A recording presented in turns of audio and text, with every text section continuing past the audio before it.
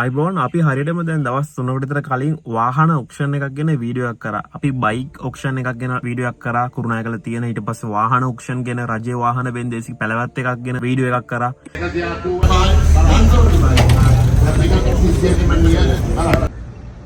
ඉතින් මේ හැම එකකම ගොඩක් දෙනෙක් අහලා තියෙන ඇත්තටම මේ වගේ වාහන ගන්න එක ලාභයිද? මේ වගේ වාහන වල කන්ඩිෂන් එක කොහොමද? එක එක සේල් වල කට්ටිය එකතු වෙලා නේද ගන්නෙ? මේවා සාමාන්‍ය කෙනෙක්ට ගන්න පුළුවන්ද? වෙන මේ වගේ ප්‍රශ්න අහලා තිබ්බයි. ඉතින් ඇත්තටම අපි වාහන වෙන්දේසියකට යන්න කලින් ඇත්තටම අපිට බලන්න ඕන මේ වාහන වෙන්දේසිය අපි හොයන වාහනේ බයික් එක 3 wheel එක තියනවද?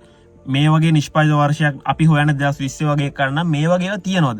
මොකද සමහර කට්ටිය මේ ජැෆ්නා, ඇඹිලිපිටිය, හොරණ, කුරුණෑගල, මහනුවර වගේ එක එක පැති වලින් කොළඹට එනවා. නැත්තම් කුරුණෑගල සේල් එකට ගොඩාක් ගම්පහාවේ එහෙම ගොඩ කට්ටිය අකුරණ මේ පැත්තෙන් ගොඩක් කට්ටිය ඇවිල්ලා තිබ්බා. මම ඒ හැම කෙනෙක් එක්කම කතා කරා. එයාලගේ එක්ස්පීරියන්ස් දැනගත්තා. මට වීඩියෝ එකක් කරන්න අනිවාර්යයෙන් මමත් මේ වෙන්දේසි කිහිපයකට ගිහිලා එක්ස්පීරියන්ස් ගන්න ඕන. ඉතින් මෙතනදී මේ අපි ඔක්ෂන් එකකට යන්න කලින් අපි හොයන බයික් එක අපි හොයන වාහනේ තියෙනවද නැද්ද කියලා අපිට ඩීටේල්ස් බලා ගන්න පුළුවන්. මේ වගේ නිෂ්පාදිත වර්ෂය, නම්බර් එක, සාමාන්‍යයෙන් ෆොටෝ එකක් අපිට බලා ගන්න පුළුවන්. ඒක දලා අයිඩියා එකක් දැනගන්න පුළුවන් මේ වගේ වාහනේ බයික් එක තියෙනවා කියලා.